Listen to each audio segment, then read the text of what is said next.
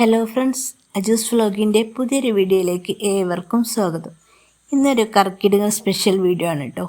കർക്കിടകത്തിലൊന്നില്ല, പൊതുവെ എല്ലാ ദിവസവും നമ്മുടെ ഭക്ഷണത്തിൽ നിർബന്ധമായും ചേർത്തിരിക്കേണ്ട ഒരു പയർവർഗ്ഗമാണ് മുതിര.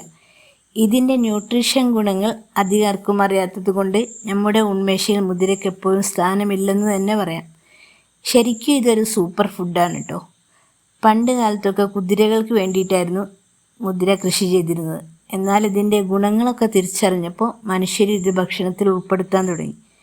പിന്നെ ഈ പയർ വിഭാഗത്തിൽപ്പെട്ട മുതിരയ്ക്ക് മറ്റു പയർ വിഭാഗത്തിൽപ്പെട്ട, ഉദാഹരണത്തിന് പരിപ്പ്, കടല, വൻപയർ എന്നീ പയർ വർഗത്തേക്കാളൊക്കെ ഇരട്ടി ഗുണമുണ്ട് കേട്ടോ.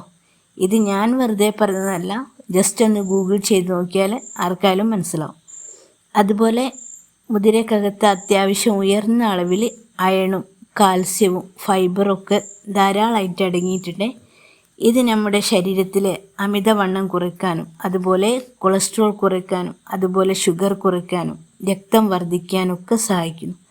അതുപോലെ നീർക്കെട്ട്, ജോയിൻറ്റ് പെയിന്, അതുപോലെ ഈ ബോഡി പെയിനൊക്കെ ഉള്ളവർക്കൊക്കെ ഇത് വളരെ നല്ലതാണ്.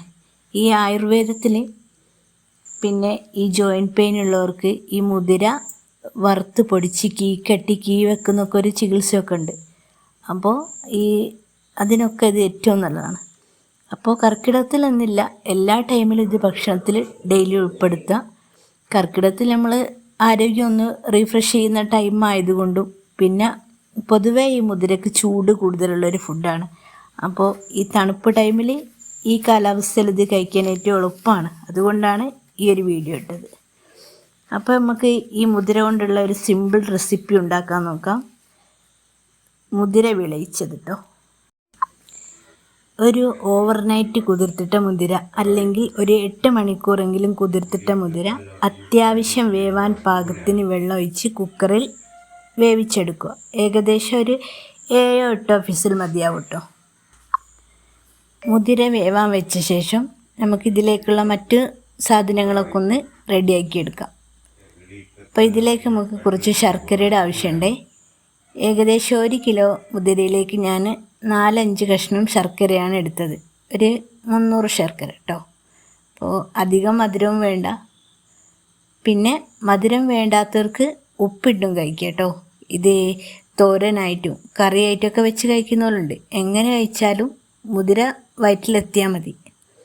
ഇപ്പോൾ വറുത്ത് പൊടിച്ച് ഓരോ നേരം കറിയിൽ കുറേച്ചിട്ട് കഴിക്കുന്നവരുണ്ട്. അങ്ങനെ ഏത് രൂപത്തിലായാലും ഇത് വയറിലെത്തിയാൽ മതി. പിന്നെ ഇതിലേക്ക് നമുക്ക് വേണ്ടത് കുറച്ച് തേങ്ങയാണ്.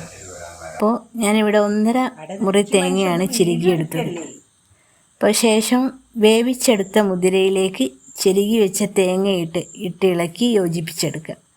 പിന്നെ ഉരുക്കി വെച്ച ശർക്കരപ്പാനി അരിച്ചൊഴിച്ച് നന്നായിട്ട് മിക്സ് ചെയ്യാം.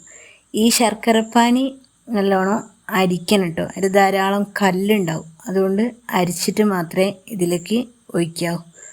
അപ്പോൾ നമ്മുടെ മുതിര വിളയിച്ചത് ഇവിടെ റെഡി ആയിട്ടുണ്ട്. ഇത് ഈവനിങ് ഒരു സ്നാക്സ് ആയിട്ടും രാവിലെ ബ്രേക്ക്ഫാസ്റ്റ് ആയിട്ടും ഒക്കെ ഉപയോഗിക്കാം. പിന്നെ കുട്ടികൾക്കൊക്കെ നല്ല ഇഷ്ടപ്പെട്ടൊരു ഫുഡായിരിക്കും. നല്ല ടേസ്റ്റാണിത്. അപ്പോൾ എല്ലാവരും ഇതധികം ആൾക്കാർക്കും അറിയുന്നൊരു ഫുഡായിരിക്കും. മിക്കവാറും എല്ലാ വീട്ടിലും പഴമക്കാരൊക്കെ ഇത് സ്ഥിരം ഉണ്ടാക്കുന്ന പോലെയായിരിക്കും. അപ്പോൾ പുതിയ തലമുറയിലുള്ള കുട്ടികൾക്കും അമ്മമാർക്കും ഇത് അറിഞ്ഞോണമെന്നില്ല. അപ്പോൾ ഒന്ന് അറിയാത്തവർ ഒന്ന് ട്രൈ ചെയ്ത് നോക്കുക.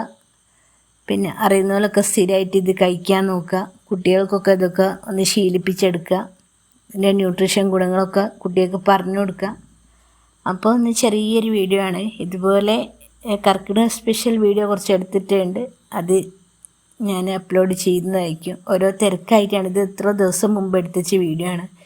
ഒരാഴ്ചയൊക്കെ ഈ വീഡിയോ എടുത്തിച്ചിട്ട്. അപ്പോൾ തിരക്കായതുകൊണ്ടാണ്. അപ്പോൾ വീഡിയോ ഇടുന്നുണ്ട്. അപ്പോൾ അടുത്ത വീഡിയോ ആയിട്ട് വരുന്നവരെ താങ്ക് യു ഫോർ വാച്ചിങ്.